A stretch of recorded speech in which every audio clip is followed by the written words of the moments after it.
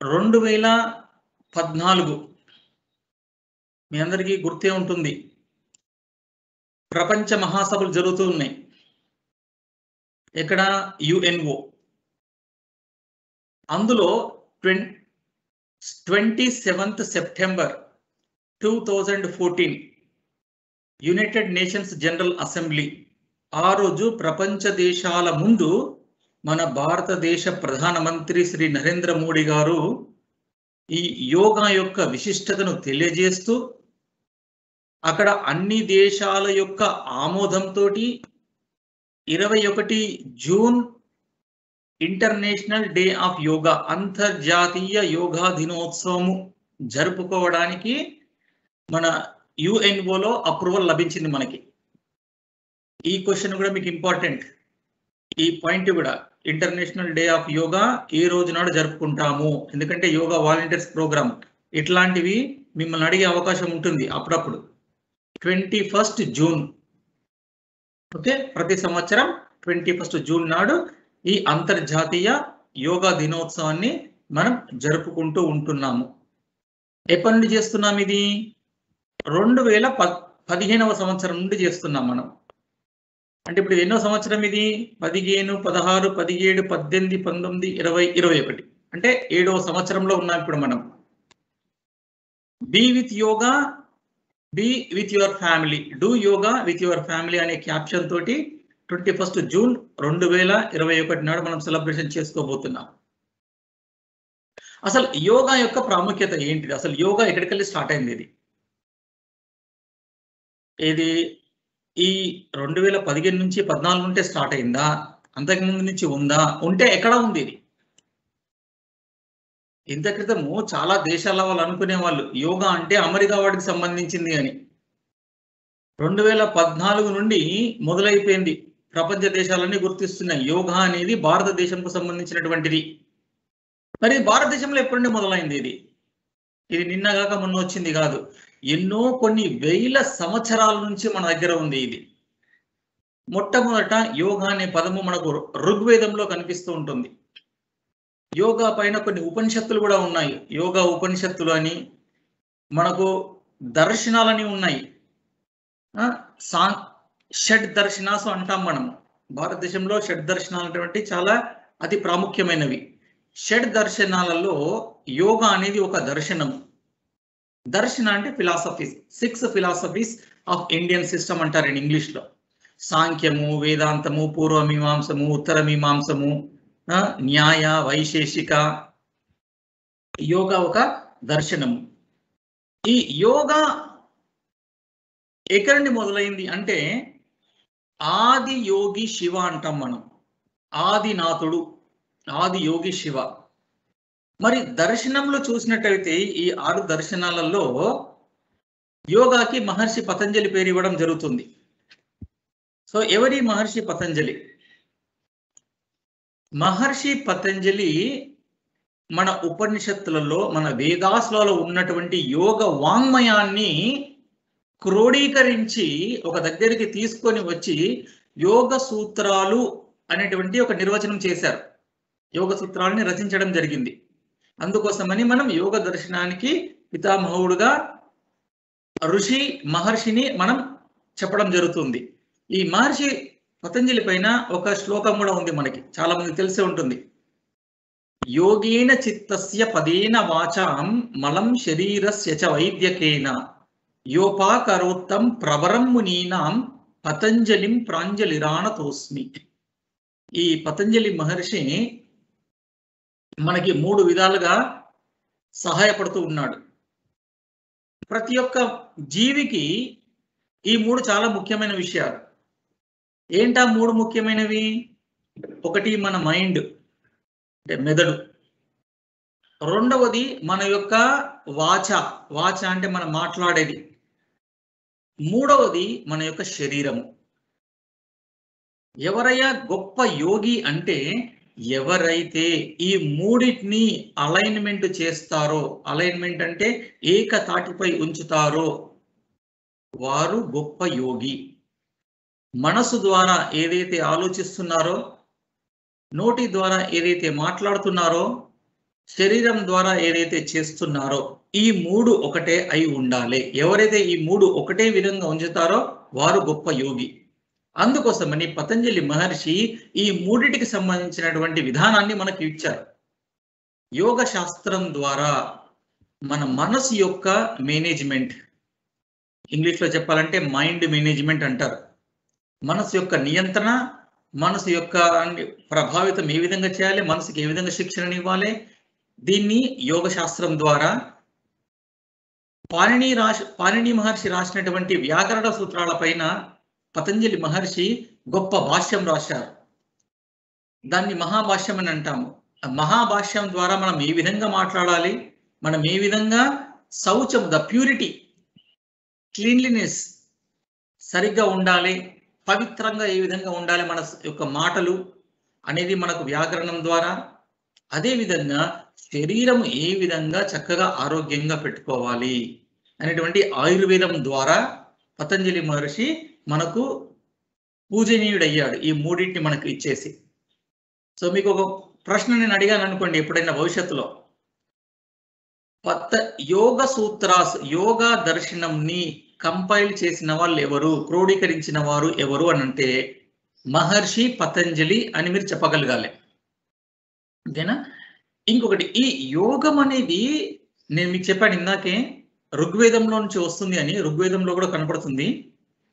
ఋగ్వేదంలో కాక అన్ని వేదాలలో ఉంది, చాలా ఉపనిషత్తులలో కూడా ఉంది. అంటే ఈ మనము మూడు రకాలుగా క్లాసిఫై చేసుకోవచ్చు. ఈ యోగా పీరియడ్ ని చూసినట్టయితే మనం 4 చేయొచ్చు, 5 చేయొచ్చు, ఎన్నో రకాలుగా క్లాసిఫై చేయొచ్చు. బట్ సింపుల్ గా నేను 3 రకాలుగా క్లాసిఫికేషన్ ఇస్తున్నాను. మనం యోగా వాలంటీర్లం కాబట్టి సింపుల్ నాలెడ్జ్ ఇస్ సఫిషియెంట్ మనకు.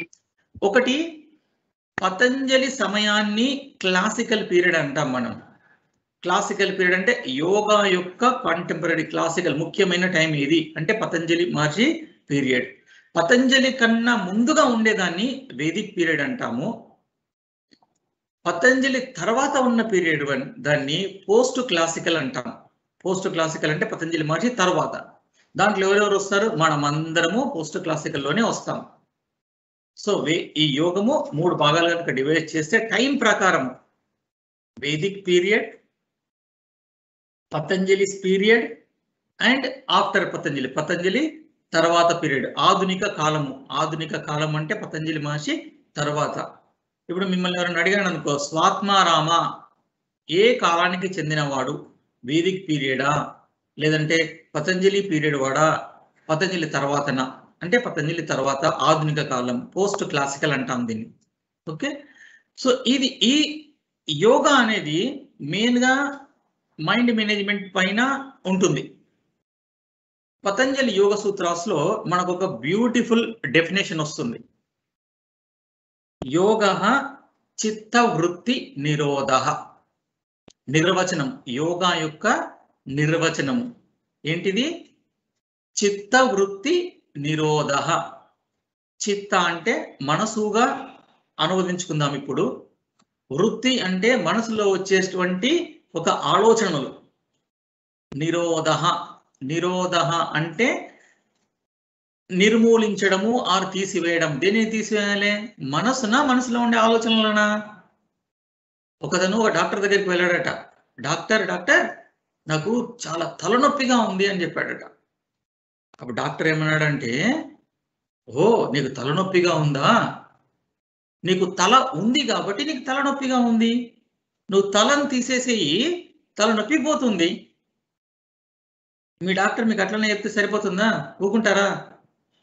తలనొప్పితో డాక్టర్ దగ్గరికి వెళ్తే డాక్టర్ ఏం చెప్తున్నాడు? మీకు తల ఉంది కాబట్టి తలనొప్పి ఉంది కాబట్టి తలను తీసేసేయండి, తలనొప్పి పోతుంది. సరిపోతుంది కదా? తలను తీసేస్తే తలనొప్పి పోతుంది. కరెక్టే నేను చెప్పింది? తలను తీసేస్తే తలనొప్పి పోతుంది, కరెక్టే కదా? No sir. మరేం చేయాలి? తలనొప్పిలో ఉన్న ఆ నొప్పిని తీసేయాలి కదా. కానీ తల అవసరమే కదా మనకి. అవును సార్. సో అట్లానే చాలా మంది పతంజలి యోగ సూత్రాలు చదివేటప్పుడు మీరు కనుక ట్రాన్స్లేషన్స్ చూసినట్టయితే కొందరు చేస్తారు, కొందరు మహానుభావులు ట్రాన్స్లేషన్ యూ నీడ్ టు నాక్ అవుట్ ద మైండ్ అంటారు. మైండ్ అనేది మనకు చాలా అవసరము, మనసు అనేది చాలా అవసరము. కానీ మనసులో వచ్చేటువంటి ఆలోచనలు మాత్రం మనం సరిగ్గా సక్రమంగా ఉంచుకోవాలి. అదే నిరోధ, అదే ట్రైనింగ్. Restraining the thoughts. చిత్త వృత్తులని నిరోధిస్తున్నాం. చిత్త వృత్తులు అంటే మీకు తెలుగులో మనం స్కూల్లో నేర్చుకున్నాం, సమాసాలని నేర్చుకున్నాం. నాట్ సమోసా. సమోసా అంటే తినేది. సమాస అనేది విన్నారు ఎవరన్నా స్కూళ్ళలో చిన్నప్పుడు చదువుకున్నప్పుడు? మనకు 6 నుంచి అదే చెప్పాలి. ఎవరు ధైర్యం చేయట్లేదు మాట్లాడడానికి. సార్ తెలుసు సార్ సమోసా. తెలుసా ఏమేమి సమాసాలు? తెలుసు. ఆనియన్ సమోసా ఉంటది, కార్న్ స్వీట్ కార్న్ సమోసా ఉంటది, ఇంకా ఉంటాయి సార్ రకరకాల సమోసాలు ఉంటాయి. నేను ఎక్కువ పెద్ద తిన్నాను ఇప్పుడు సార్. ఇంతకుముందు తినేవాడిని, లాస్ట్ ప్రకాశ్ రావు సార్ చెప్తున్నారు. చెప్పండి సార్ ప్రకాశ్ రావు సార్. రూపక సమాసం,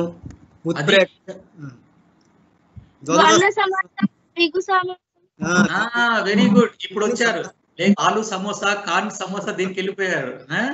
అది సమోసా. నేను అడిగేది సమాసా. సమోసా ఇస్ అ తేడా. తల్లిదండ్రులు. Correct sir. ధన్యవాదాలు సార్, చాలా చాలా ధన్యవాదాలు. ఇప్పుడు నేను చెప్తాను, ఇంకా నేను కంటిన్యూ చేస్తాను. సో ఒక అవేర్నెస్ వచ్చింది కదా మీకు. సమోసా కాదు సమాస. ప్రకాష్ సార్ కరెక్ట్ గా చెప్తున్నారు. సో ఆ సమాసాల వల్ల మనకు ఒక సమాసం ఉంది, షష్ఠి తత్పురుష సమాసము. ఎందుకంటే యోగ సూత్రాలు మనకు సంస్కృతంలో ఇచ్చారు. ఈ చిత్త వృత్తి అనేది షష్ఠి తత్పురుష సమాసము. షష్ఠి తత్పురుష సమాసం ఏమని చెప్తుంది? చిత్తము యొక్క వృత్తి అని చెప్తుంది. యొక్క అని వస్తుంది. మీరు కనుక విభక్తులు నేర్చుకున్నట్టయితే డుము, ఉలు, ప్రథమ విభక్తి, కొరకున్కై, యొక్క ఇట్లాంటి చిన్నప్పుడు నేర్చుకున్నాం మనం. ఆ యొక్క అనేది షష్ఠి తత్పురుష సమానం, షష్ఠి విభక్తి. సో చిత్త వృత్తి అనేది షష్ఠి తత్పురుష సమాసము. దీంట్లో ఏమైపోతుందంటే చిత్తం యొక్క వృత్తిని మనం నిరోధించాలి. చిత్తాన్ని కాదు, చిత్తం యొక్క వృత్తిని. అంటే చిత్తంలో ఉన్నటువంటి వృత్తుల్ని లేదా చిత్తం యొక్క వృత్తుల్ని మనం నిరోధించగలగాలి. ఆ నిరోధించడమే యోగము అని పతంజలి మహర్షి మనకి 2వ సూత్రంలో చెప్పేశాడు. ఏ విధంగా నిరోధించాలనేది మనం నేర్చుకుంటాం. మనకి ఇంకా చాలా క్లాసులు ఉన్నాయి, ఇంకా 20 రోజులు ఉన్నాయి. ఒకటే రోజు ఏమంటారు చూడండి, అన్న ప్రాసన రోజే ఆవకాయ పచ్చడి అన్నట్టు ఫస్ట్ క్లాసులో నేను డైరెక్ట్ చిత్తవృత్తులు నిరోధి అన్నీ వెళ్ళిపోతే కన్ఫ్యూజ్ అయిపోతారు మీరు. సో అన్నీ నేర్చుకుంటాం మనం, కంగారు పడకండి. సో ఇది పతంజలి మహర్షి ఇచ్చినటువంటి నిర్వచనం ఏంటిది? యోగ చిత్తవృత్తి నిరోధ. అదే విధంగా ఇంకా కొన్ని డెఫినేషన్స్ ఉన్నాయి. ఇంకో డెఫినేషన్ ఏంటిది? యుజ్యతే అనేన ఇది యోగ. జనరల్ సాధారణమైనటువంటి నిర్వచనం ఏంటిదంటే యోగాకి యుజ్యతే అనేన ఇది యోగ. మనకి సంస్కృతంలో కొన్ని ధాతువులు ఉంటాయి. యుజ్ అనేటువంటిది ఒక ధాతు. యుజ్ అనేటువంటి ధాతు ద్వారా మనం చేసినటువంటి పదమే యోగము. సో యుజ్ అంటే ఏంటిది? యుజ్ సంయమని ఆర్ యుజ్ యోగా. దాని అర్థం ఏంటిది? జాయినింగ్, కలపడము, కలయిక.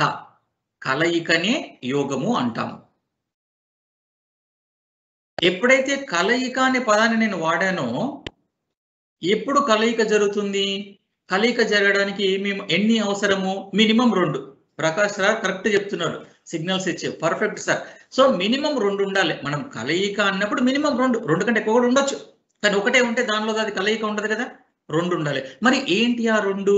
యుజ్యతే అనేన ఇది యోగా అన్నప్పుడు, కలయిక అన్నప్పుడు 2 ఉంటాయి. ఏంటి ఆ 2 అంటే మనకు ఋషులు ఏం చెప్పారంటే జీవాత్మ పరమాత్మ అని చెప్పారు. జీవాత్మ అంటే మనం ఇండివిజువల్ గా నీవు నేను మనందరం ఒక్కొక్కరం ఒక్కొక్క జీవుడము. ఈ జీవాత్మ తీసుకెళ్ళి ఆ పరమాత్మలో లీనం చేయడమే యోగము. మరి ఏ విధంగా లీనం చేయాలి, ఆ మార్గం ఏంటిది, ఆ లక్ష్యంలో ఏ విధంగా లయం చెందాలి అని చెప్పేదే మనకు యోగ శాస్త్రం. అంటే ఈ చిత్తంలో వృత్తులు ఉన్నంత కాలము మనము ఆ పరమాత్మలో లీనం కాలేము. ఆ వృత్తులన్నీ ఎప్పుడైతే మనం తీసేసి చిత్తంని ఆత్మ వైపు తీసుకొని వెళ్తామో అప్పుడు మనం పరమాత్మలో లయం చెందుతాము. పరమాత్మలో లయం చెందుతామంటే మీరు చాలా మంది తెలుగు సినిమాలు చూసే ఉంటారు. అన్నమయ్య సినిమా, ఇంకోటి భక్త రామదాసు. ఆ సినిమాలో లాస్ట్ లో మనిషి చచ్చిపోతాడు, ఒక దీపం వెళ్ళిపోయి వెంకటేశ్వరుల భగవంతుల్లో కలుస్తుంది. అట్లా కాదు ఇక్కడ. లేకపోతే ఏమనుకుంటుంటే, అయ్యో బాబోయ్, నేను యోగా వాలంటీర్ ప్రోగ్రామ్ లో రిజిస్ట్రేషన్ చేసుకున్నాను, ఫస్ట్ క్లాస్ లోనే శ్రీనివాస్ గారు ఏంది ఇలా చెప్తున్నారు, నేను ఆత్మను తీసుకెళ్ళిపోయి పరమాత్మలో కలపాలంటే నేను చచ్చిపోవాలనా అనేటువంటి సందేహం వస్తుంది. అది కాదు, చనిపోవడం అనేటువంటిది కాదు. మన దగ్గర కావాల్సింది అమృతత్వం. ఇక్కడ కావాల్సింది మనం నేర్చుకునేది అమృతత్వం, ఎప్పుడు బతికే ఉండడం అన్నట్టు. మన మనసుని శిక్షణ ఇస్తూ మనసులో ఉన్నటువంటి మాలిన్యాలను తొలగిస్తే మన ఆత్మ, మన మనసు ఎప్పుడు పరమాత్మ పైన లగ్నమైపోయి ఉంటుంది. అదే యోగము. యోగా వాలంటీర్ ప్రోగ్రామ్ కి మొదటి క్లాస్ లో చెప్పేటువంటి నిర్వచనం. మనం ముందు ముందు ఇంకా లోతుగా వెళ్తాం, అది వేరే విషయం. అదే విధంగా భగవద్గీతలో మీరు గమనించినట్టయితే ప్రతి ఒక్క అధ్యాయం పేరు యోగమే. మొదటి అధ్యాయం పేరు ఎవరైనా చెప్పగలుగుతారా? భగవద్గీత మొదటి అధ్యాయం పేరు అర్జున విషాద యోగం. అర్జున విషాద యోగం. అన్ని ప్రకాష్ రాజు సారే చెప్పేస్తున్నాడు, వేరే వాళ్ళకి అవకాశం ఇవ్వట్లేదు. యంగ్స్టర్స్ కి నందిని, ఆసరాజు. సెకండ్ సాంఖ్యయోగం. బికాజ్ ప్రకాష్ సార్ ఫస్ట్ చెప్పాడు కాబట్టి వేరే వాళ్ళు రెండో చెప్తున్నారు. సంతోషం. ఇక్కడ నేను గమనించాల్సిన విషయం ఏంటిదంటే, ప్రకాష్ సార్ చెప్పినప్పుడు అర్జున విషాద యోగం అన్నారు, వేరే వాళ్ళు చెప్పినప్పుడు సాంఖ్య యోగం రెండవ చాప్టర్ అన్నారు. ఈ రెండిట్లో ఏది కామన్ గా ఉంది? యోగం అనేది కామన్ గా ఉంది. అరే మరి పతంజలి చెప్పేది యోగమే ఉంది, భగవద్గీతలో కూడా ప్రతి అధ్యాయం పేరు యోగమే, విషాదం కూడా యోగమేనా? అట్లాంటి మనం అందరం యోగంలో ఉన్నట్టే కదా. ఇప్పుడు కరోనా వచ్చింది, అందరం విషాదంలోనే ఉన్నాం. కానీ అందరికి చెప్తున్నామా ఎట్లా ఉన్నామంటే, నేను మంచి యోగంలో ఉన్నాను, విషాద యోగంలో ఉన్నానని చెప్తున్నామా? మనము విషాదంలోనే ఉన్నామని చెప్తున్నాం కానీ విషాద యోగంలో ఉన్నామని చెప్పడం లేదు. అంటే సంథింగ్ ఎల్స్ ఈజ్ దేర్, ఇంకేదో ఉంది. అంటే విషాదము నుండి కూడా మనము యోగాన్ని చేరుకోవచ్చు. విషాదం అంటే దీనికి ఏం చెప్తారంటే, ఇది అర్థం చేసుకోవడానికి భగవద్గీతలో చెప్పినటువంటి అధ్యాయాల పేర్లు యోగం యోగం నుంచి అర్థం చేసుకోవడానికి మనం వశిష్ఠ మహర్షి చెప్పినటువంటి డెఫినేషన్ తెలుసుకోవాలి. వశిష్ఠ మహర్షి ఏమని చెప్పాడు అంటే, మన ప్రశమన ఉపాయ యోగా ఇది అభిధీయతే అంటారు. మనః ప్రశమన ఉపాయ యోగా ఇది అభిధీయతే. ఉపాయ అనే పదం వాడారు మన యోగ వశిష్టంలో వశిష్ఠ ఋషి గారు. మనః ప్రశమన ఉపాయ. ఉపాయ మీన్స్ ఒక ఉపాయము. ఏంటా ఉపాయము అంటే, మనసుని ప్రశాంతం చేసేయడానికి ఉపయోగించేటువంటి ఉపాయమే యోగము అని అన్నాడు. సో ఆ విధంగా అంటే యోగా అనేది ఈజ్ ఎ టూల్, ఇది ఒక కారణము. కర్త కర్మ క్రియ కరణం అని ఉంటుంది కదా. యోగా అనేది ఏంటిది? యోగా అనేటువంటిది ఒక కారణము. కారణం అంటే ఒక ఇన్స్ట్రుమెంట్. ఇట్ ఈస్ ఏ ఉపాయ, it is a technique, it is a tool. Yoga is a tool, yoga is a కారణము. దేనికి? మన మనసుని ప్రశాంతంగా ఉంచుకోవడం కోసము ఉపయోగించే అటువంటి టూల్. సో హెన్స్ భగవద్గీతలో ఒక్కొక్క చాప్టర్ని తీసుకొని అక్కడి నుండి పై లెవెల్కి వెళ్ళిపోతున్నాడు, ఇంకా ముందు ముందుకి సాగిపోవాలి. అందుకోసమని భగవద్గీతలో ప్రతి అధ్యాయం పేరు యోగం అని ఇవ్వడం జరిగింది. అదే భగవద్గీతలో 3 రకాల యోగా నిర్వచనాలు ఇచ్చాడు. టాపిక్ అధ్యాయం పేరు వచ్చేసరికి టాపిక్ సంగతి. యోగా ఇస్ ఆల్సో ఏ సంగతి, ఏ టాపిక్. 3 నిర్వచనాలు. చాలా మంది 2 నిర్వచనాలు వినే ఉంటారు, నేను 3వ నిర్వచనం కూడా చెప్తాను ఈరోజు మీకు. మొదటి నిర్వచనం, యోగః కర్మసు కౌశలం. యోగా అంటే ఏంటిది? యోగా అనున్నది కర్మసు కౌశలం. అంటే మనం చేసేటువంటి ప్రతి కర్మలో మన యొక్క కుశలత్వాన్ని ప్రదర్శించడమే యోగము. కుశలత, బుద్ధి కుశలత అంటే స్కిల్ ఇన్ యాక్షన్ ఇన్ ఇంగ్లీష్లో చెప్పాలంటే. అంటే మనం చేస్తున్నటువంటి ప్రతి పనిలో ప్రావీణ్యాన్ని సంపాదించాలి. ఆ ప్రావీణ్యమే, ఆ బుద్ధి కుశలతనే యోగము అని చెప్పారు భగవాన్ శ్రీకృష్ణుడు భగవద్గీతలో. అంటే ఏ పని చేస్తున్నా మనం ఈశ్వరార్పణ భావనతో చేయాలి. ఇది నేను ఈశ్వరుడికి అర్పిస్తున్నాను అనేటువంటి ఆలోచన విధానంతో మన కార్యక్రమం చేయాలి. ఎప్పుడు ఈశ్వరుడికి అర్పించేటప్పుడు ఏ విధంగా ఉంటాం మనము? చాలా పవిత్రంగా మనసుని శుచిగా చేసుకొని మడిగా పెట్టుకొని అప్పుడు పవిత్రంగా చేయడానికి చేస్తాం. అదే విధంగా చేసే ప్రతి పనుల్లోనూ మనసు ఏకాగ్రత చెంది ఉండాలి. ఇప్పుడు మీరు క్లాస్ వింటున్నారు, క్లాస్ వినేటప్పుడు కొందరు ఏం చేస్తున్నారు? చెవులో ఇయర్ ఫోన్స్ పెట్టుకున్నారు, వాకింగ్ చేస్తూ వింటున్నారు, నాకు కనపడుతూ ఉంది. ఇంకా కొందరు ఏం చేస్తారు? ఆన్ చేసి పెట్టేస్తారు, మిగతా పనులు కూడా చూస్తూ ఉంటారు. ఇంట్లో వంట పనులు లేకపోతే ఇంకో పనులు. అప్పుడు కౌశలం అనేది లేదు అక్కడ. క్లాసు వినేటప్పుడు క్లాసు మాత్రమే వినాలి. నేను క్లాసు వింటుంటాను, పక్కన ఇంకో 2-3 పనులు కూడా పెట్టుకొని చేసుకుంటూ ఉంటాను అంటే యోగ కర్మసు కౌశలం కాదు. రెండవ నిర్వచనం ఇచ్చాడు భగవంతుడు. ఇంకోటి సమత్వం యోగ ఉచ్యతే. సమత్వం యోగ ఉచ్యతే. ఇంగ్లీష్ లో దీని ట్రాన్స్లేషన్ ఈక్వానిమిటీ ఈజ్ యోగా.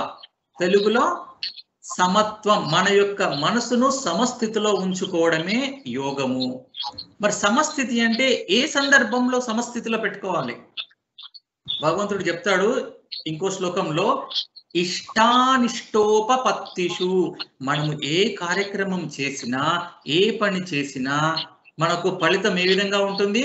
అయితే అనుకూలంగా ఉంటుంది, లేకపోతే ప్రతికూలంగా ఉంటుంది. ఈ రెండే కదా, అయితే అనుకూలము లేకపోతే ప్రతికూలము. కృష్ణుడు ఏమని చెప్తున్నాడంటే, అది అనుకూలమే కానీ ప్రతికూలమే కానీ మన మనసుని నిగ్రహించుకొని ఉండాలి. అలా నిగ్రహించుకొని ఉండడమే యోగము. సమత్వం యోగ ఉచ్యతే అని చెప్తారు. మూడవ డెఫినేషన్ ఇది. ఇప్పుడు చెప్పిన 2 డెఫినేషన్లు 2వ అధ్యాయంలో వస్తాయి. ఇప్పుడు చెప్పే 3వ డెఫినేషన్ 6వ అధ్యాయంలో వస్తుంది. అక్కడేమని చెప్తాడు అంటే, దుఃఖ సంయోగ వియోగం యోగ సంగీతం. ఆల్రెడీ మనం ఎప్పుడు దుఃఖం నేను దుఃఖి, నేను ఈ శరీరాన్ని, నేను ఈ మనసుని అని ఎప్పుడు భావిస్తూ ఉంటాం. దాని నుండి బయటపడి నేను ఆత్మను అని అనుకోవాలి, నేను సచ్చిదానంద పరబ్రహ్మ స్వరూపము అని అనుకోవాలి. సో మనకు ఏదైతే అటాచ్మెంట్ అయి ఉన్నామో ఆ అటాచ్మెంట్ నుంచి డిటాచ్మెంట్కి రావాలి. ఏదైతే బంధంలో ఉన్నామో ఆ బంధం నుంచి బయటపడాలి. దాన్ని యోగము అంటారు శ్రీకృష్ణుడు 6వ అధ్యాయంలో. ఇవి ఒక మీకు చెప్పినటువంటి 6 డెఫినేషన్లు చెప్పాను మీకు. ఇప్పుడు నేను మళ్ళీ ఒకసారి రీక్యాప్ చేస్తాను, రివ్యూ చేస్తాను. ఫస్ట్ది యోగ చిత్తవృత్తి నిరోధ. రెండవది యుజ్యతే అనేన ఇది యోగ. మూడవది వశిష్ఠుడి ప్రకారము మనః ప్రశమన ఉపాయ యోగ ఇది అభిధీయతే. మూడోది. నాలుగవది యోగ కర్మసు కౌశలం. ఐదవది సమత్వం యోగ ఉచ్యతే.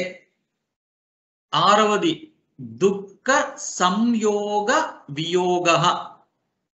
దుఃఖ సంయోగ వియోగ, ఇది 6వది. ఇంకా కొంచెం ఎక్స్పాండ్ అవుదాం మనము డెఫినేషన్ల నుంచి.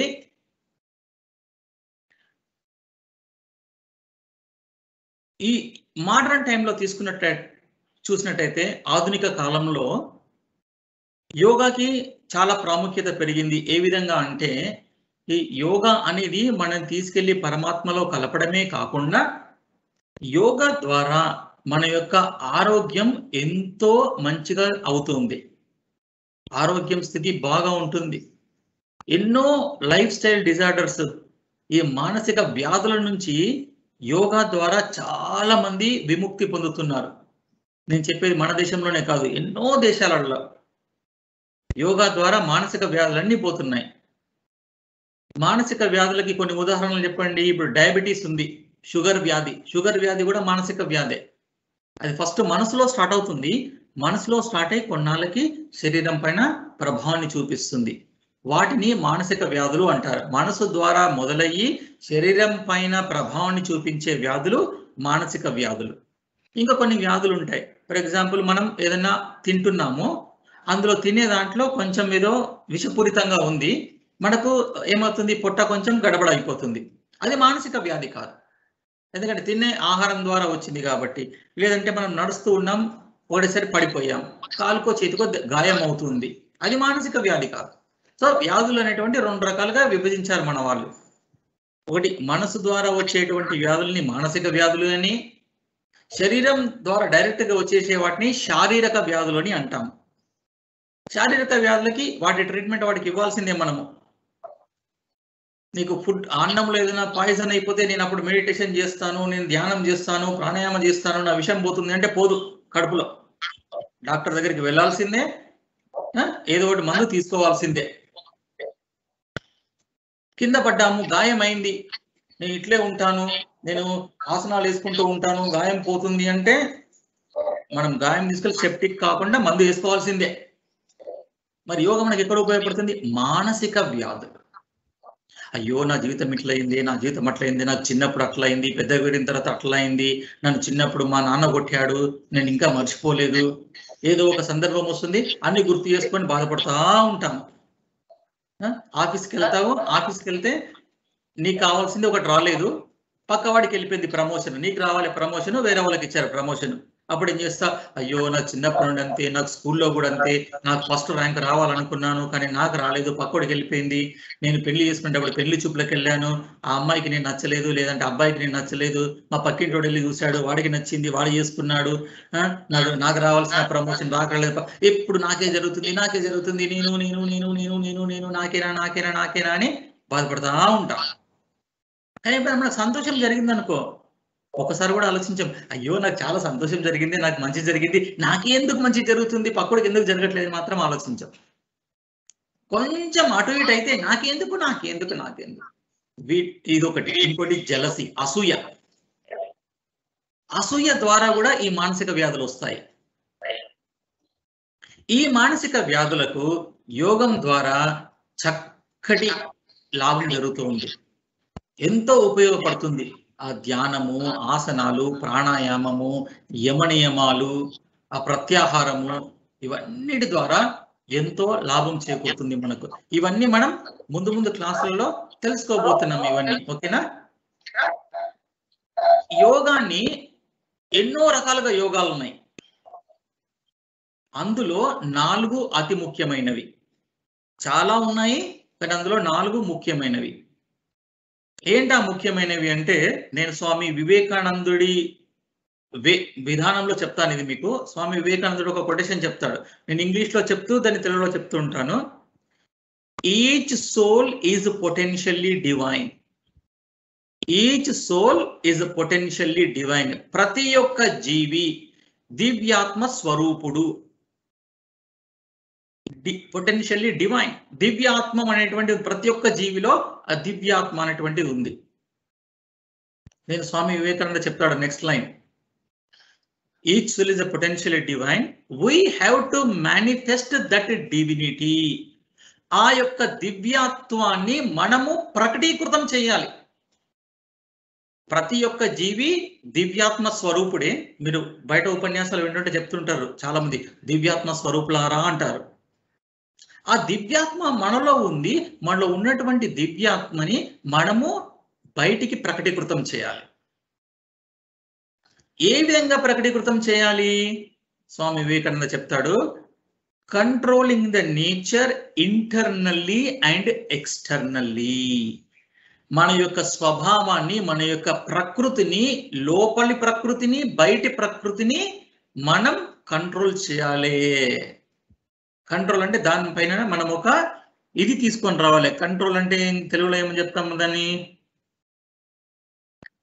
నిగ్రహించడం ద్వారా మన యొక్క అంతర్ ప్రకృతి, బహిర్ ప్రకృతిని మనం నిగ్రహించడం ద్వారా మన యొక్క దివ్యత్వాన్ని మనం బయటికి ప్రకటీకృతం చేయగలుగుతాం. ఇప్పుడు ఇంకొక ప్రశ్న వస్తుంది, మరి నేను ఏ విధంగా నిగ్రహించాలి? నా అంతర ప్రకృతిని, బయటి ప్రకృతిని ఏ విధంగా నిగ్రహించాలి అని ఈ ప్రశ్న వచ్చినప్పుడు స్వామి వివేకానంద కంటిన్యూ చేస్తున్నాడు quotation. He says, by work.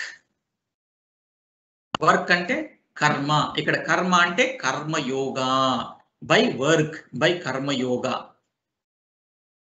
By devotion, by bhakti yoga, by psychic control, by raja yoga, by philosophy, jnana yoga. నేను ఇప్పుడు ఫుల్ కొటేషన్ చెప్తాను. So each soul is a potentially divine.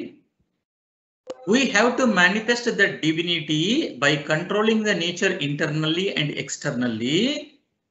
Do it by work or worship or psychic control or philosophy. By one or more, be free. So ప్రతి జీవి దివ్యాత్మ స్వరూపుడు. ఆ దివ్యాత్మాన్ని మనం ప్రకటించడం కోసము మన యొక్క స్వభావాన్ని, మన యొక్క ప్రకృతిని, అంతర్ ప్రకృతిని, బయటి ప్రకృతిని నియంత్రణ చేయాలి. ఏ విధంగా నియంత్రణ చేయాలి అంటే బై కర్మయోగం ద్వారా కానీ, భక్తి యోగం ద్వారా కానీ, రాజయోగం ద్వారా కానీ, జ్ఞానయోగం ద్వారా కానీ, లేదంటే ఈ నాలుగిట్లో ఏవైనా 2 తీసుకొని, ఏవైనా 3 తీసుకొని, లేదంటే 4 ద్వారా ఈ ఉపయోగించి బీ ఫ్రీ అంటే you should be free from the bondages. So you can నీ యొక్క దివ్యత్వాన్ని ప్రకటించడము జరుగుతుంది. అంటే ఇక్కడ స్వామి వివేకానంద 4 యోగాల పైన ఎక్కువగా మాట్లాడడం జరిగింది, ఉపన్యసించడం జరిగింది. భక్తి యోగము, కర్మయోగము, రాజయోగము, జ్ఞానయోగము, ఈ 4 చాలా చాలా ఇంపార్టెంట్. ఈ 4 యోగాల పైనే ఈరోజు ఎన్నో యోగాలు వచ్చేసాయి. ఓకే, రాజయోగం అంటే పతంజలి యోగ సూత్రాస్ని రాజయోగం అని అంటాము, దాన్నే అష్టాంగ యోగం అని కూడా అంటాము. అది మనం చదువుకుంటాం ముందు ముందు. అదే విధంగా పతంజలి మహర్షి తర్వాత మనకు ఎందరో గొప్ప యోగులు వచ్చేసి వాళ్ళు ఎన్నో పుస్తకాలు రాయడం జరిగింది. నేను ఇప్పుడు మీకు కొన్ని పుస్తకాల పేర్లు చెప్తాను. హఠయోగంకు సంబంధించినటువంటి పుస్తకాల పేర్లు. హఠయోగ ప్రదీపిక, స్వాత్మారామ రచించినటువంటి పుస్తకము హఠయోగ ప్రదీపిక. హఠయోగ ప్రదీపికంలో కొన్ని ఆసనాలు ఇచ్చి, ఆ ఆసనాలు ఏ విధంగా ప్రాక్టీస్ చేయాలి, వాటి యొక్క ఫలితం ఏంటిది, ప్రాణాయామం అంటే ఏంటిది, ఎన్ని రకాల ప్రాణాయామాలు ఉన్నాయి, అవి ఏ విధంగా చేయాలి, ఆహారం ఏంటిది, పథ్యం అంటే ఏంటిది, అపథ్యం అంటే ఏంటిది, మితాహారం అంటే ఏంటిది, నాదానుసంధానం అంటే ఏంటిది, వీటన్నిటి గురించి వివరించడం జరిగింది. హఠయోగ ప్రదీపిక రాసినటువంటి వారు స్వాత్మారాముడు. అదేవిధంగా ఇంకొక పుస్తకం పేరు గేరెండ సంహిత. ఈ గేరెండ సంహితకి రాసినటువంటి ఋషి గేరెండ ఋషి. ఆ ఋషి పేరు గేరెండ ఋషి. ఈ గేరెండ సంహితకి ఇంకొక పేరు కూడా ఉంది, సప్తాంగ యోగము. గేరెండ సంహితకి ఇంకొక పేరు సప్తాంగ యోగము. అందులో కూడా ప్రాణాయామాలు, ఆసనాలు, క్రియాలు ఇవన్నీ చెప్పడం జరిగింది. అదేవిధంగా 3వది యోగ రత్నావళి. యోగ రత్నావళి అనేది గూగుల్ లాంటిది మనకి. అందులో 84 ఆసనాల గురించి క్షుణ్ణంగా వివరించడం జరిగింది. మనకేమని చెప్పేవారంటే 84 లక్షల జీవరాశులు ఉన్నాయి. ఆ 84 లక్షల జీవరాశుల్లో 84 లక్షల ఆసనాలు ఉన్నాయి. అందులో 84 ఆసనాలని, అంటే ఒక్కొక్క ఆసనం రిప్రజెంటింగ్ ఒక్కొక్క జీవి, ఒక క్రియేషన్ లాగా 84 ఆసనాల పైన వివరించడం జరిగింది. ఎన్నో రకాల ప్రాణాయామాలు, ధ్యానాలు, ఇవన్నీ హఠయోగ ప్రదీపిక, హఠయోగ టెక్స్ట్ బుక్స్ కిందికి వస్తాయి. సరేనా? అదే విధంగా ఎంతో మంది గొప్ప గొప్ప యోగులు, రామకృష్ణ పరమహంస, స్వామి వివేకానంద, అరబిందో, పరమహంస యోగానంద, స్వామి రామ, అప్పటి నుండి ఇప్పటి వరకు మనకు బికేఎస్ అయ్యంగర్ గారు, కృష్ణమాచారి, మోడర్న్ టైమ్స్ జగ్గి వాసుదేవ్ గారు, రామ్దేవ్ బాబా, శ్రీ శ్రీ రవిశంకర్, హెచ్ఆర్ నాగేంద్ర, అదేవిధంగా బిహార్ స్కూల్ ఆఫ్ యోగాలో స్వామి నిరంజనానంద మహారాజ్, ఆ విధంగా ఎంతో మంది యోగులు ఇప్పుడు కూడా వాళ్ళు కాంట్రిబ్యూట్ చేస్తూ ఉన్నారు ఈ యొక్క సమాజానికి. చాలా మంది యోగులు ఉన్నారు అట్లా. మన పతంజలి యోగ సూత్రాస్కి సాంఖ్య యోగకి కొంచెం సంబంధం ఉంది. అది మనం ఇంకొక క్లాస్లో నేర్చుకుందాము.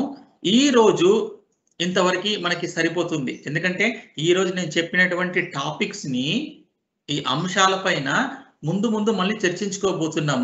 ఒకరోజు మనము అష్టాంగ యోగం పైనే చర్చించుకుంటాం. ఒకరోజు మనము భక్తి యోగం అంటే ఏంటిది, కర్మయోగం అంటే ఏంటిది, జ్ఞానయోగం అంటే ఏంటిది, వాటిపైన చర్చించుకుంటాం. ఈ విధంగా మనకు మినిస్ట్రీ ఆఫ్ ఆయుష్ వాళ్ళు చక్కగా ఒక సిలబస్ ని తయారు చేయడం జరిగింది. ఆ సిలబస్ ప్రకారము మనం చర్చించుకుంటాము. ఈ రోజు ఇప్పుడు మీకేమైనా సందేహాలు ఉంటే నన్ను అడగండి. నేను చెప్పిన విషయాలలో before Patanjali Maharshi pre post period of Patanjali అని చెప్పారు కదా సార్? అవునమ్మా. అంటే పతంజలి గారు పుట్టక ముందు ఉన్నటువంటి యోగా చేసిన వాళ్ళందరికీ ఇలా చెప్పాలా sir, pre post period of Patanjali గారు అనేది? దాన్ని వేదిక్ పీరియడ్ అంటామమ్మా మనం. Vedic period. Okay. Vedic period అంటే పతంజలి మహర్షి దీని క్లాసిఫికేషన్ మనకు కొన్ని చోట్ల 3 రకాలుగా చేస్తారు, ఇంకా కొందరేమో 4 రకాలుగా చేస్తారు. నేను ఫస్ట్ 3 రకాలుగా చెప్పి మళ్ళీ ఒకసారి 4 రకాలు కూడా చెప్తాను. సో మీ సందేహాలన్నీ నివృత్తి అయిపోతాయి ఒకవేళ ఉంటే. 3 ఏంటి అంటే, ఇప్పుడు మనకు ఈ రోజు ఎంత డేటు, 2021 అంటాం మనం. అంటే 2021 సంవత్సరంకి ముందు మనకి చరిత్ర లేదా? ఉంది కదా. మరి ఈరోజు ఎందుకు మనము 2021 అంటున్నాము? ఏ దాన్ని మనము బేసిక్గా తీసుకొని ఈ రోజు 2021 అంటున్నాము అంటే, జీసస్ క్రైస్ట్ యొక్క పుట్టిన తేదీ నుంచి తను పరిసమాప్తం చెందిన డేట్ నుంచి మనము 2021 అనేటువంటి తీసుకున్నాం. అందుకే దీన్ని 2021 AD అంటాం మనం. సో ఈ 2021 సంవత్సరాల కన్నా ముందు మనం ఏదైనా చెప్పినట్టయితే ఏమంటాం? దాన్ని BC అంటాం. BC అంటే బిఫోర్ క్రైస్ట్, AD అంటే after the Nirvana of the Christ. అదే విధంగా మనమంతా యోగా వాళ్ళము. మనకెవరు ప్రమాణము, మనకెవరు ఆదర్శము? పతంజలి మహర్షి మనకు ఆదర్శము. సో పతంజలి మహర్షి కన్నా ముందు ఉన్నటువంటి దాన్ని బిఫోర్ పతంజలి, BP అనండి, బిఫోర్ పతంజలి. సో పతంజలి తర్వాత పీరియడ్ ఏమంటారు? AP అనండి, ఆఫ్టర్ పతంజలి. సింపుల్ గా ఇప్పుడు మనము ఈ BP బిఫోర్ పతంజలి అనేది తీసేసి అక్కడ ఒక కొత్త పదం పెడుతున్నాం. ఏంటిది? Vedic period. అంటే అప్పుడు వేదాసే ప్రమాణంగా ఉండేటివి. ఈ మధ్యలో ఈ బుక్స్ అని రాలేదు. ఈ 6 దర్శనాలు కూడా వేదాలను ప్రమాణంగా చేసే మనకు ఇచ్చినటువంటి 6 దర్శనాలు వేదాలని ఆధారం చేసుకుని తయారు చేసినటువంటి దర్శనాలు కాబట్టి వేదిక్ పీరియడ్ అంటాము. సో పతంజలి మహర్షి తర్వాత ఏమంటాము? మోడర్న్ టైం అంటాం. దీన్నే పోస్ట్ క్లాసికల్ అని కూడా అంటారు. అంటే క్లాసికల్ అంటే Patanjali period is called classical, Patanjali తర్వాత పోస్ట్ క్లాసికల్. ఇప్పుడు మీకు నేను ఒక ప్రశ్న అడిగాను అనుకో, స్వాత్మారామ బిలాంగ్స్ టు విచ్ పీరియడ్? స్వాత్మారామ ఏ కాలంకు చెందినవాడు? పతంజలి కాంటెంపరీయా, పతంజలి టైం వాడా, పతంజలి కంటే ముందు వాడా, అంటే వేదిక్ పీరియడ్ వాడా, పతంజలి తర్వాత? ఇక్కడ స్వాత్మారామ పతంజలి తర్వాతి వాడు. ఇప్పుడు నేను సేమ్ టాపిక్ ని 4 డివిజన్స్ గా చెప్తాను, కన్ఫ్యూజ్ చేయడానికి కాదు మిమ్మల్ని, ఇంకా కొంచెం అవగాహన పెంచడానికి. ఫస్ట్ ఏంటిది? Vedic period. అందులో మార్పు లేదు.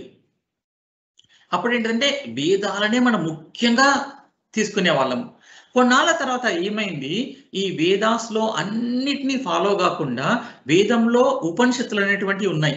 వేదాలు 4 రకాలుగా డివిజన్ చేయబడ్డాయి, విభజించబడింది. అందులో ఉపనిషత్తులు ఒకటి. ఆ ఉపనిషత్తుల్ని తీసుకొని ఉపనిషత్తుల్ని బాగా ఆచరించడం మొదలుపెట్టాడు, జ్ఞానాన్ని పెంపొందించుకోవడం మొదలుపెట్టారు. దానికి ఏం పేరు పెట్టారంటే ప్రీ క్లాసికల్ పీరియడ్ అని పెట్టారు. ప్రీ క్లాసికల్ అంటే, క్లాసికల్ అంటే పతంజలి మహర్షి కంటే ముందు ప్రీ క్లాసికల్. పతంజలి మహర్షి కూడా యోగ శాస్త్రాన్ని దేని బేస్గా ఇచ్చాడు? ఉపనిషత్తులలో ఉన్నటువంటి యోగ శాస్త్రాన్ని తీసుకొని బాగా చదివి అర్థం చేసుకొని అవగాహన చేసుకొని సూత్రాల రూపంలో ఒక దర్శనంగా మనకి ప్రజెంట్ చేయడం జరిగింది. అందుకోసమని ఉపనిషత్తుని హైలైట్ చేయడానికి ప్రీ క్లాసికల్ అంటారు. మళ్ళీ పతంజలి టైం క్లాసికల్, పతంజలి తర్వాత పోస్ట్ క్లాసికల్ యాజ్ యూజువల్ అంతే. సో ఇదంతా కన్ఫ్యూజన్ లేకుండా నేనేం చెప్పాను, Vedic period, Patanjali period, Patanjali తర్వాత పీరియడ్. సార్ ఇలా చెప్పొచ్చా, హఠయోగాలో one of the part Ashtanga yoga అని? No, opposite. ఓకే. హఠయోగంలో అష్టాంగ యోగం లేదు తల్లి. అష్టాంగ యోగంలో ఆసనాస్ ఉంది, ఆ ఆసనాస్ కింద మనం హఠయోగ తీసుకుంటాం. అక్కడ పతంజలి మహర్షి ఆసనాస్కి ఆసన అంటే ఏమిటనేది నిర్వచనం మాత్రమే ఇచ్చాడు. ఎన్ని ఆసనాలు ఎట్లా చేయాలి అని చెప్పలేదు. అది హఠయోగ ప్రదీపిక గేరండ సంహిత అటరత్నావళిలో వస్తుంది. సో కాబట్టి అష్టాంగ యోగం అనేది ముఖ్యమైనది మనకి. సార్ ఇప్పుడు బయట క్లాసెస్ చెప్పేటప్పుడు అష్టాంగ యోగా క్లాసెస్, హఠ యోగా క్లాసెస్ అని స్పెసిఫిక్ గా మెన్షన్ చేస్తారు. అస్సలు పాయింట్ ఇప్పుడు తీసుకొచ్చావు తల్లి నువ్వు. నీ క్వశ్చన్ ఏంటో నాకు అర్థమైంది. అది కన్ఫ్యూజన్ ఉంది సార్. మైసూర్ ని దృష్టిలో పెట్టుకొని ప్రశ్న అడిగావు నువ్వు.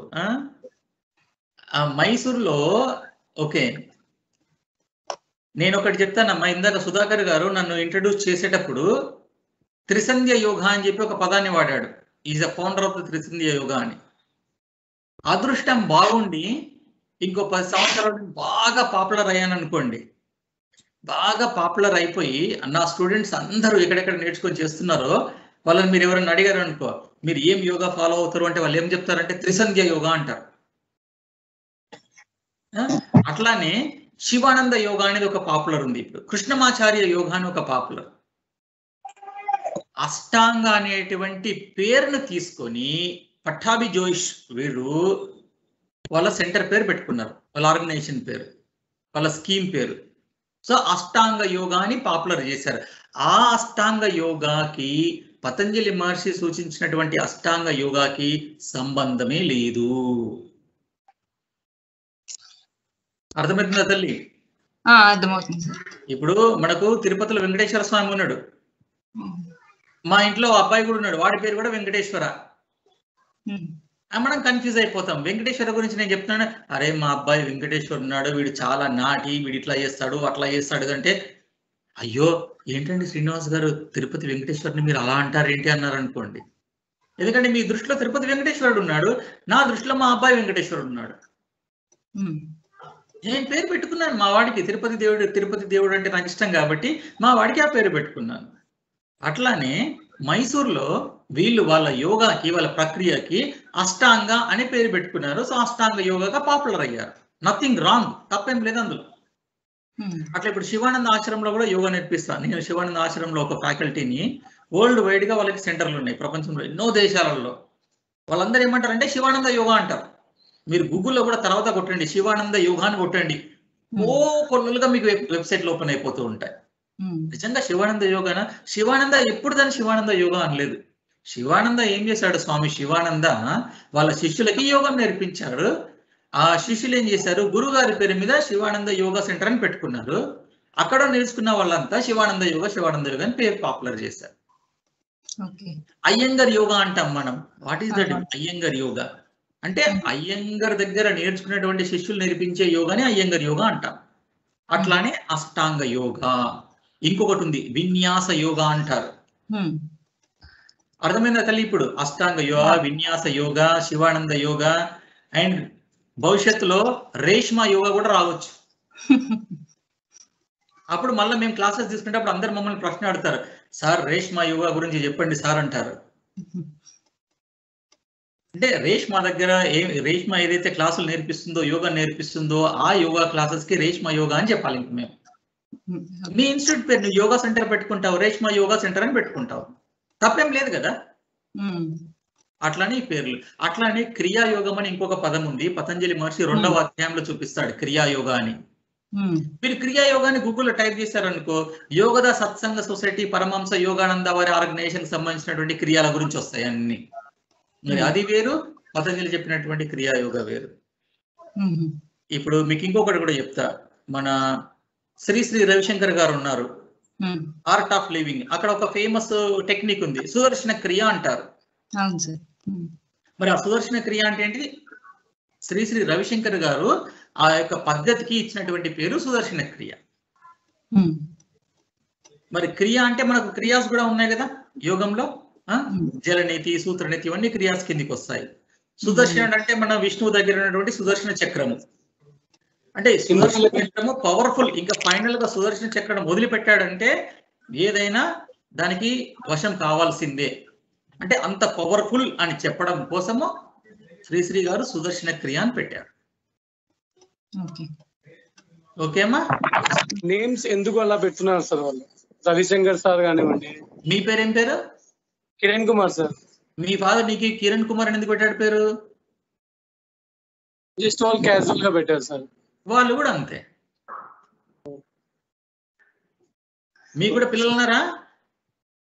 లేదు సార్.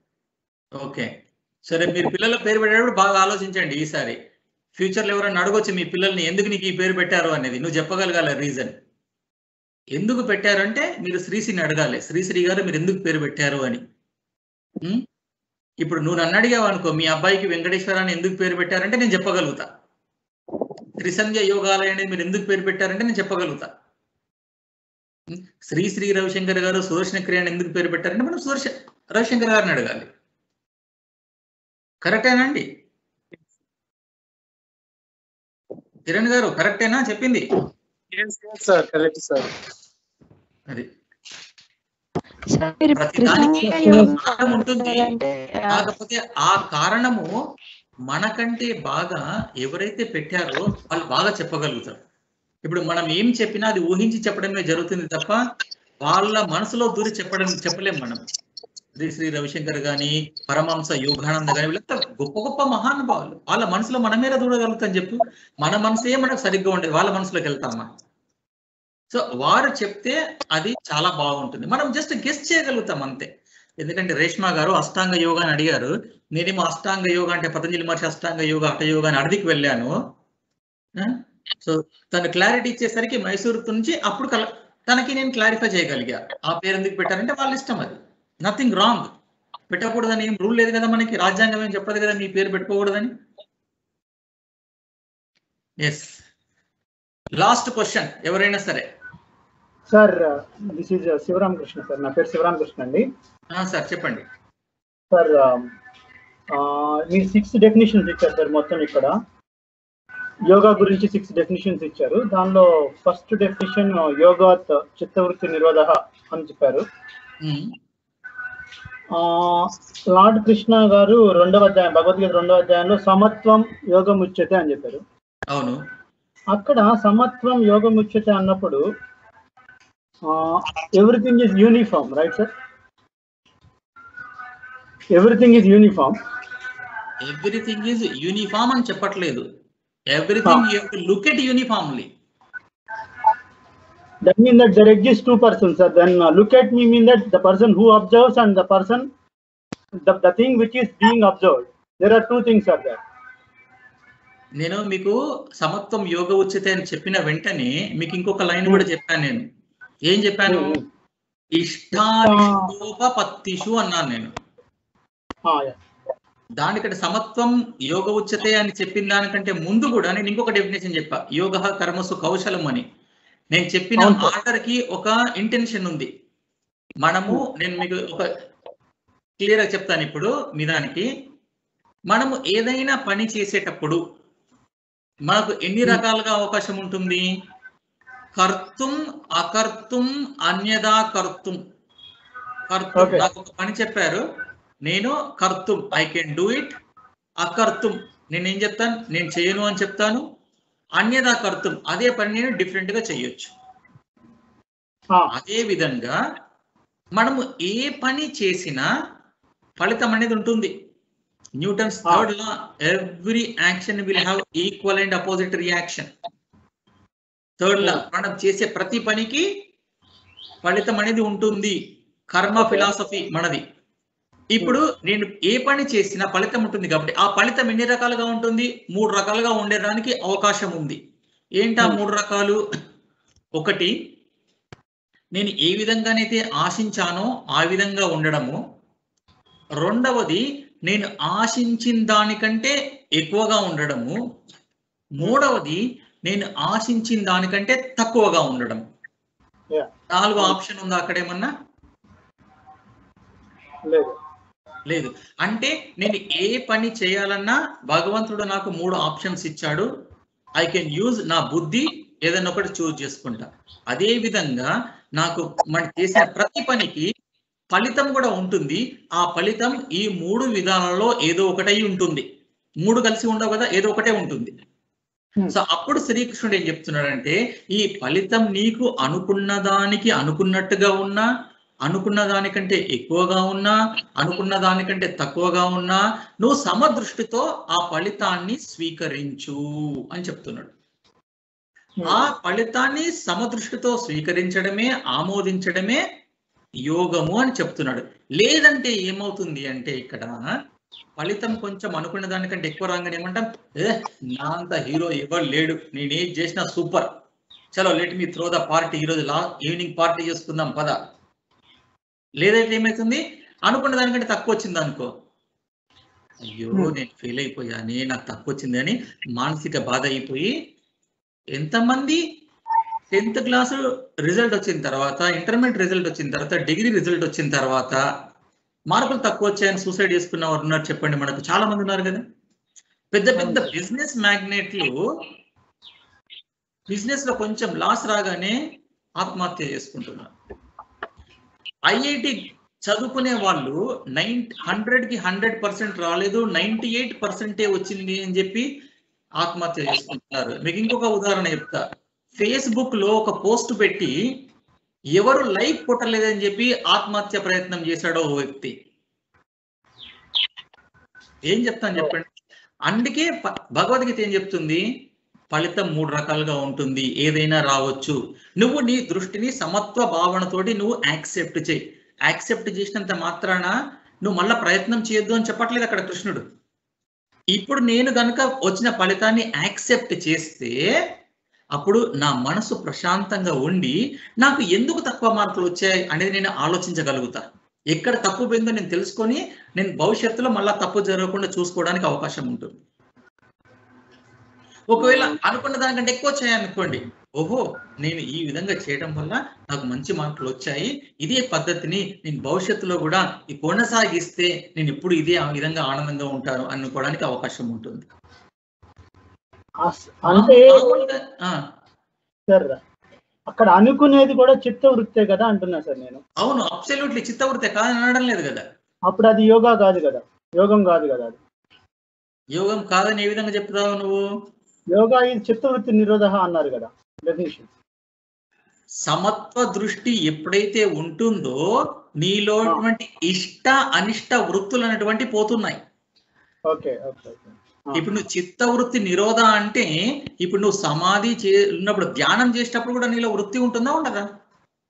ఉంటుంది. అంటే ఇక్కడ మనకు కావాల్సింది ఏంటిది, ఏకాత్మతా భావన, ఏక వృత్తికి తీసుకురావాలి. పతంజలి యోగ సూత్రాస్లో అష్టాంగ యోగమే ఫైనల్ కాదు. అష్టాంగ యోగం తర్వాత సవితర్క సమాధి, నిర్వితర్క సమాధి, సబీజ సమాధి, నిర్బీజ సమాధి అని తీసుకెళ్ళిపోతా ఉంటాడు. ఇంకా ఫైనల్ గా నిర్బీజ సమాధి అది లాస్ట్ లో వస్తుంది. దానికి మీరు ఇంకోటి కూడా గమనించాలి. వశిష్ఠుడు ఏమని చెప్పాడు అది చదవండి. ఏం చెప్పాడు? మన ప్రశమన ఉపాయ, మన ప్రశమన ఉపాయ ఇది అభి అండి. యోగా ఇది అభిధీయతే. వశిష్ఠుడు మహర్షి చాలా క్లియర్ చెప్పాడు, యోగా అనేది is a technique of what, మనసుని ప్రశాంతం చేసుకోవడానికి ఉపయోగించే టెక్నిక్ అని చెప్పాడు.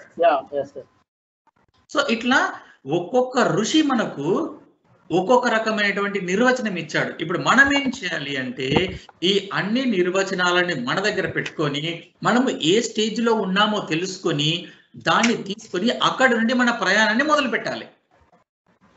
ఫర్ ఎగ్జాంపుల్ ఒకరున్నాడు, వాడు ఏమి చేయలేకపోతున్నాడు, ఎప్పుడు డిస్టర్బ్ అయిపోతూ ఉన్నాడు ప్రతిదానికి. వాడికి వెళ్ళి నువ్వు చిత్తవృత్తుల్ని నిరోధించడం అంటే ఏం చేస్తాడు చెప్పు? స్వామి వివేకానంద చెప్తాడు, ఆకలితో ఉన్నోడికి అన్నం పెట్టు ఫస్ట్. వేదాంతం చెప్తే వాడికి అర్థం కాదు. వాడు అన్నం పెడితే వాడు ఆ కడుపు నిండిన తర్వాత అప్పుడు చెప్పింది వాడు వినగలుగుతాడు.